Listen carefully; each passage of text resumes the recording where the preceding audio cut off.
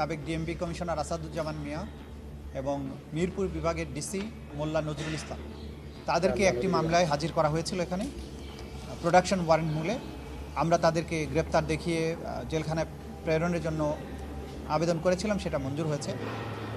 তাদের বিরুদ্ধে যে অভিযোগটা ছিল সেটা হচ্ছে 2016 সালের 25শে জুলাই কল্যাণপুরের জাহাজবাড়ি নামে একটা বাড়িতে 9 জন তরুণকে আটকে রেখে সেখানে সোয়াতের টিম সহ সিটিটিসির টিম সহ যে তাদেরকে বাসার মধ্যে গুলি করে হত্যা করে তাদেরকে জঙ্গি হত্যা করা হয়েছে বলে তারা প্রচার করে।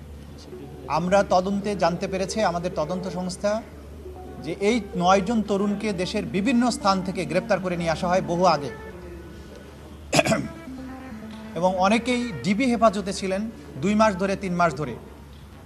সেইখান থেকে তাদেরকে ধরে নিয়ে রাতের বেলা ওই বাসার মধ্যে জড়ো করা হয়।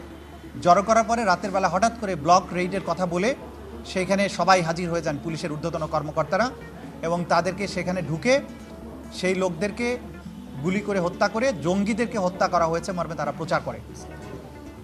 সেই সময়ে তাদের এই জঙ্গি নাটকগুলো একটা নিত্য নৈমিত্তিক ব্যাপার হয়ে দাঁড়িয়েছিল। যারা ইসলামিক ভাবাপন্ন জনগোষ্ঠী বাংলাদেশের, তাদের মধ্যে প্রকৃত অপরাধী কেউ থাকতেও পারে, সেটা ভিন্ন কথা, কিন্তু সাধারণভাবে একটা ভয়ের সংস্কৃতি চালু করার জন্যে যারাই একটু ইসলামিক ভাবধারার মধ্যে ছিল তাদেরকে এইভাবে জঙ্গি নাম দিয়ে ধরে নিয়ে গিয়ে বিভিন্ন জায়গায় হত্যা করে। তার আগে ক্রসফায়ারের নামে যে বিচার বহির্ভূত হত্যাকাণ্ডগুলো চালু ছিল সেখান থেকে তারা সমালোচনার মুখে এক ধাপ সরে এসে বিভিন্ন বাড়িতে লোকদেরকে আটকে রেখে হত্যা করে তারা জঙ্গি সেখানে জড়ো হয়েছিল এই মর্মে তারা প্রচার করে, এবং এই ধরনের অনেকগুলো ঘটনার সাক্ষ্য প্রমাণ এই তদন্ত সংস্থা হাতে এসেছে। তারই একটি অংশ ছিল এই জাহাজবাড়ি হত্যাকাণ্ড। এই তরুণদের আত্মীয় স্বজনকে এতটা ভয় দেখানো হয়েছিল যে তাদেরকে হত্যা করার পরে তাদের মৃতদেহগুলোকে গ্রহণ করার জন্য পরিবারের কেউ আসেনি। বলা হয়েছে যে তারা পরিবার তাকে ঘৃণা করে সেজন্য আসেনি, কিন্তু তদন্ত সংস্থা যেটা জানতে পেরেছে যে তাদেরকে ভয় দেখানো হয়েছিল এবং একটা ঘৃণার সংস্কৃতি চালু করার জন্য, যে এই মানুষগুলোকে বিচার বহির্ভূতভাবে হত্যা করা সত্ত্বেও তাদের প্রতি মানুষ যাতে সিম্পাথাইজড হতে না পারে সেজন্য বলা হয়েছিল যে তাদের পরিবার তাদেরকে ঘৃণা করে। তদন্ত সংস্থা এগুলো তদন্ত করে তার সাক্ষ্য প্রমাণাদি পেয়েছেন, এবং এই আইজিপি শহীদুল হক সহ আসাদুজ্জামান মিয়া তারা নিজেরা সেখানে ঘটনাস্থলে উপস্থিত ছিলেন।